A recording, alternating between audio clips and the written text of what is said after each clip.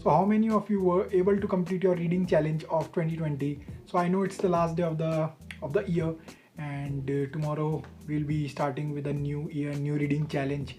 And I had 100 books in my reading challenge, but like every year I failed this year as well. But I had top 10 reads of my 2020, and this is the last day. And last year also I did a similar kind of a video with top 5 reads of 2019, so I thought let's do it again, but this time I have 10 books with me. It includes quite a few books under fantasy genre. Being a fantasy fan, I read so many fantasy this year, but I do have other genres with me as well. So top 10 include mythology, graphic novels, non-fiction, and other few genres. So let's start with this video and let me share with you all my top 10 reads of 2020.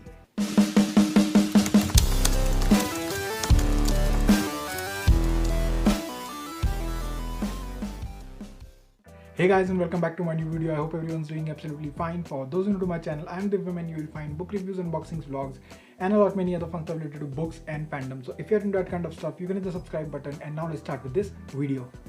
So the first in line I have with me, The Way of Kings by Brandon Sanderson. So this was the book that I read this year again, and this was my second time reading The Way of Kings. So it comes under genre fantasy, and it's 1000+ pages of a book. So as I've said, it's 1000+ pages of a book, so there are so many characters, but a few major ones are Kaladin, who is a surgeon but had to like join an army because of some circumstances, and then comes Dalinar, who is a brother to the king who is fighting at Shattered Plains, and then comes Salan, who wants to become a ward of king's sister. And these are the three main characters in this book on whom the major plot of the books follows, but there are n number of other characters. This series is one of the highly rated series on Goodreads, and I totally love this author. He's my favorite one, Brandon Sanderson, and I can't recommend this book more than anything. And the Stormlight Archive is so good that I can just recommend these books with my eyes closed. So you can definitely guess the second book of this video. So this is The Words of Radiance by Brandon Sanderson.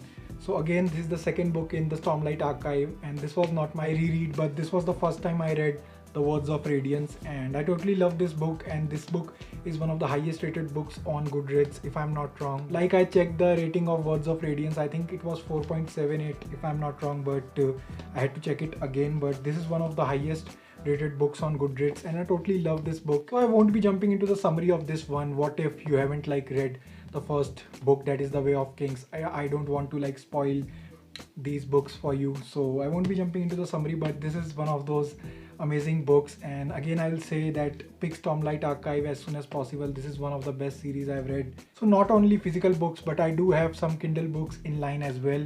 So the third in line is The Sword of Kaigun by ML Wong. So again, this was a fantasy book, and I read it on my new Kindle that I got a few months back, and I totally loved it because that was one like big book, like 500-600 pages, and first time I read it on my Kindle, so that was one hell of an experience, and I totally loved that book. It was like a character driven fantasy book, and there were some emotional scenes in it as well, so it was not like entirely plot driven but character driven. And if you are reading that book, make sure you are keeping some tissues with you at hand. So that was one good book, and I totally loved it.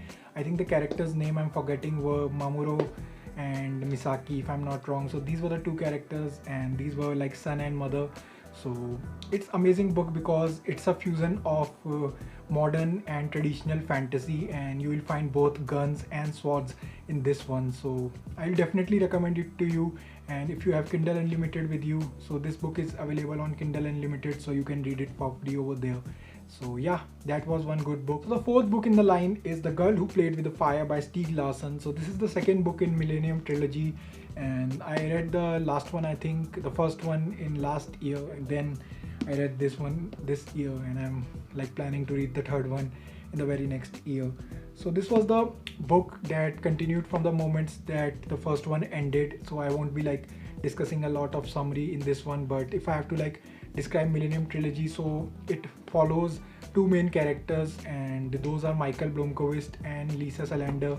And these are the two characters. One is in publication business, that is Michael Blomkvist, and Lisa Salander is a like a hacker type of a girl who lives in her own world. So these are the two characters on which these books like follow up, and I totally loved it because there was a thrilling element. Like, these are crime fiction, so in every few pages we are getting like goosebumps, though the reading speed with them was slow because it's a big book and a lot was given in much detail, so that was making my speed a little low. But in the end I was happy with the ending and all. I love this book and will totally recommend you to like start with this Millennium Trilogy, and these books are easily available everywhere. Like these are second-hand books and I got all of them, like 2 of them from book fair. So the next in line I have with me The Palace of Illusions by Chitra Banerjee Divakarni. So this is the book I reviewed on BookTube as well, and this is one of those hardcovers that is a numbered one and a limited edition. So here it says 107 of 1000 limited edition copies. So whenever I shoot a video with this book, I always like show that limited edition because I totally love this copy, and I love this book as well. I rated it 5 stars and follows Mahabharat from Draupadi's perspective, and if you want to like know more about it, I've made a review for the same, so you can find that up there. But this was one good book and I was able to like enjoy it a lot because there were instances when author changed the history a bit, and it was her own view of Draupadi's character, and there was a totally new view with her, Krishna, and like Karn. So these were the 3 characters I found like very different from Mahabharat, and the relationship between like Draupadi and like Karna was very different from what I have read or what I have seen on television like programs and series. So yeah, that was one of those reasons that I like this book. So the 6th in line is Heartstopper by Alice Oseman. So this is the author that was new to me, and this was one of those authors I discovered in 2020. So I read like 3 books in Heartstopper series by Alice Oseman this year, and I think the 4th one will be coming early in the next year, I think February or March, I'm not sure. But I totally love these, and these were graphic novels. It follows the relationship between Charlie and Nick. Both are like high school students, and all the 3 books like follows their adventure and how they are coping up with society, about their relationship and how they comes over it, and all the things that you normally find in like movies. Recently many movies are like made on such topic, but we are still finding new and diverse reads year after year, and we are like, I'm personally discovering new reads now every now and then, and I read it on my Kindle as well. So these are like physical copies are not easily available, but for those who are looking forward to some diverse reads and in graphic format, so you can pick this up. I totally loved it and would totally recommend it to you. These are like short reads, you will finish them in a half an hour or 1 hour at max. So the 7th book is 6 of Crows by Le Bardugo. So I don't think I need to tell much about this book because it's super famous, and most of the bookstagrammers and booktubers have already like reviewed and talked a lot about this book, and majority of the people have already like read this. It was YA fantasy and I totally love this book. It was very quick read. Like fantasy normally takes a lot of my time while reading it, but this was the one that didn't take much of my time, so I am glad I read it. Now I am looking forward to read Crooked Kingdom in the next year, so let's see. For now it's a highly recommended book. So the next in line I have with me a very controversial book, and that is Ayn Rand's The Fountainhead. So I read this book in January or I think February early in 2020, and I remember reading it and enjoying it. So this was one book that I totally loved, and I rated it 5 stars, which follows Howard Rock, who is an engineer and lives in his own world. He's a modern type of engineer and doesn't believe in old practices, and he have some like innovation and creation of his own, but people like don't believe in him and think his designs are not like up to the mark, and they rely on old traditional practices. But he changes the course of action day by day, and how his journey grow, it is in there in these 600 or 800 pages. And I totally love this book and can't recommend it anymore. The book is very slow, like you'll find it hard to like read it. In the end, if you are like able to grasp its content, it will be fine for you, and it comes under philosophy as well, I think. But it's a modern classic, and if you like classics, if you want to read any modern classics, then go for it. But I'm not sure about this edition, though I read it on it, but as you can see, the font is too small and the spine you can see is gone. So I'm not sure which edition you should get while getting the Fountainhead, but the font in it is too small. Yeah, this was the 8th book in line, and now let's jump on to the 9th one. So last year also I had one like non-fiction in my top 5 reads of 2019, and this year as well I have one non-fiction. So I haven't read like lot of non-fictions this year, but there were a few, and one of those were Fluid by Ashish Jaiswal. So I rated this book 5 stars, and this is another book that I reviewed on like booktube. So this is the one which argues that all the great people who were there in the past and who achieved something and created something also followed some fluid approach in their life, not only the rigid ones. So this followed their practices by discovering that they had a moment of art in their work. By this, the author wants to tell everyone that in all the old practices and all the great people had like a fluid approach in their life, and it's not only about like working and all the scientific things in their discovery, but also a moment of art. For instance, the major characters or major people in this book were Leonardo da Vinci, C.V. Raman, and Steve Jobs, Charles Darwin, and other geniuses.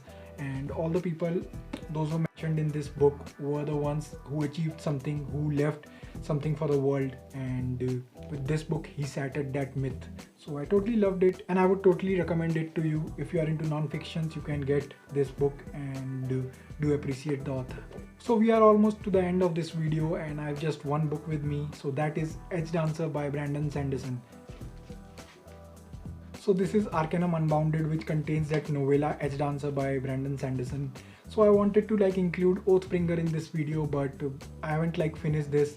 I wanted to read it by the end of this year. That is the Stormlight Archive novel 3, but still there are a few parts left of that one, and major chunk of the book is left. Though I'll finish it. I'll try to finish it by the end of this year. Like today itself, I want to like read it shooting this video. So let's see when I'll be finishing it, but I didn't want it to like include it without reading it.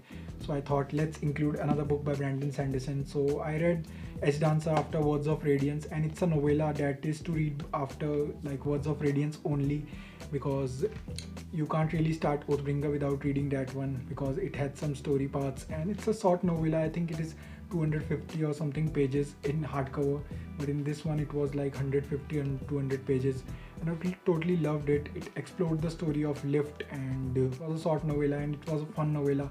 So I thought let's like add a novella as well in this list.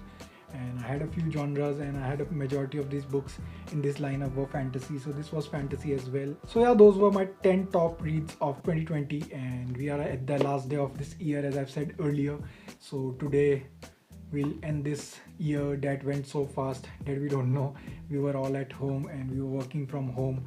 I had my internship from home, work from home, classes from home, and all that, and the reading was one thing that helped me get through with it. So yeah, I'm looking forward to read more books in the next year, and let's see this new year what it will bring with it, but I hope all the good things come with it. So let's hope for the best. That was all in this video. I think I just wanted to share my top 10 reads, and you can comment down below and let me know what were the good books that you read in this year, and you would recommend me any from your own list. So I'll be happy to hear that. And for now, that was all, and like this video if you like this content, and you can share this video with your friends. And this was my last video of this year. We'll be coming up with a lot more videos in the next year, and for now, bye bye. We'll be catching up very soon, and stay home, stay tuned, and stay safe. Bye bye.